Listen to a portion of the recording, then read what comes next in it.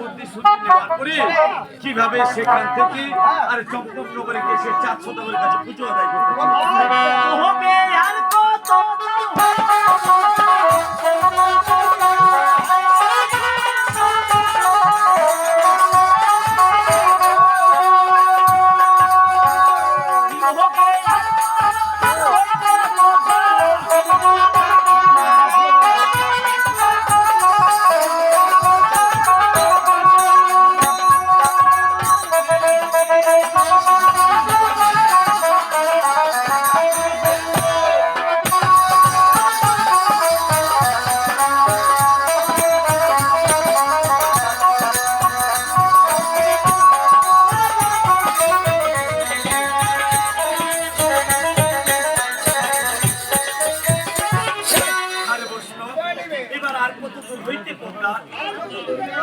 ধীরে ধীরে সেই না পদ্মা দেবী এবার সিজুয়া পর্বতে চলে গেল।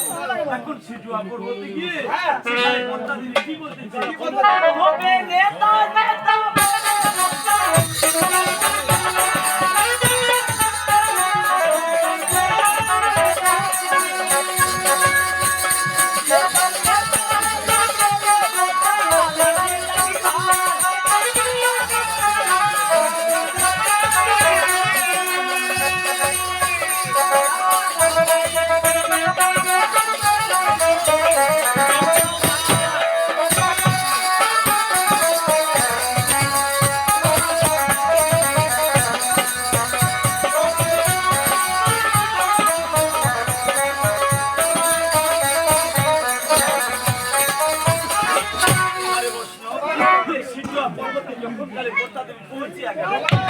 নেতা নেতা বলে ডাকতে লাগলো যে নেতা নেতা ওকে দিদি তুমি এসে পড়ো দেখা তোমার জন্য মন যে আজকে আমার হয়ে গেছে এখন সেখান দিয়ে যখন কালে সেই পদ্মা দেবী ডাকতে লাগলো যখন কালে সেই ডাকতে শুনে নেতা সেখানে হাজির হয়ে গেল।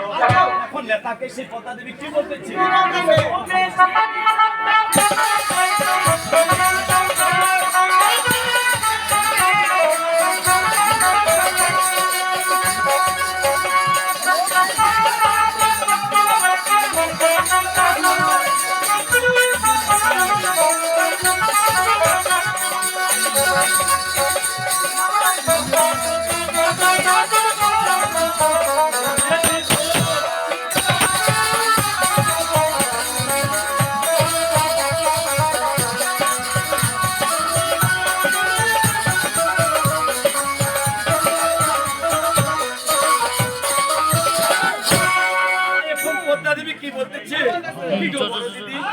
আজকে সেই সিজুয়া পর্বতে এসে যখন কালে তোমাকে আমি স্মরণ করেছি তুমি আমার সম্মুখে হাজির হয়েছো তাই না দিদি? দিদি শিবেরও না বড় ব্যক্তি তুই বুদ্ধির শত বুদ্ধি আছে বলি তো দিদি। এখন সেখানে কালে যখন সে পদ্মা সেই কথা তাকে বললো এখন নেতা কি বলছে কেউ না শত বুদ্ধি